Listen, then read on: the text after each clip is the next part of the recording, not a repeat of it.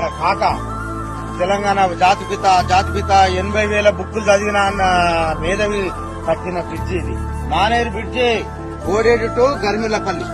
ఈ బ్రిడ్జి ఈ తెలంగాణ ప్రజల రక్త చెమటల ఖజానాను తోని కట్టిన బ్రిడ్జి. అది చదువులింది కూలి ఇరిగింది, మళ్ళా కూలి పనుడే కాదు ఇరిగింది. చూడండి 3 దిక్కుల ఈ బ్రిడ్జి కూలింది. ఓ బుద్ధిజీవులారా, టీఆర్ఎస్ ఈయన జాతిపిత నా కవిత, నా హరీష్ రావు, నా కేటీఆర్ అనే ఓ మేధావులారా, ఓ బుద్ధిజీవులారా, అరే చూడరా ఇటువంటిది అక్కడ మన 1,30,000 కోట్లు పెట్టి 1,30,000 కోట్లు పెట్టి కట్టినటువంటి కాళేశ్వరం మేడిగడ్డ కూలిపోయింది. అన్నారం కుంగిపోయింది. ఈ రోజు ఎవడొచ్చినా ఈ ప్రభుత్వాన్ని నడపద్దు, ఈ ప్రభుత్వం కూలిపోవాలి, ఎవడొచ్చినా ప్రభుత్వం నేను తప్ప ఎవరు రావద్దని దోచుకున్న ఈ దొంగ ఈ కేసీఆర్ ఈ కుటుంబం ఓ ప్రజాస్వామ్యమా? నిజంగా ప్రజాస్వామ్యం అయితే ఇక్కడ వాళ్ళని న్యాయ విచారణ చేసి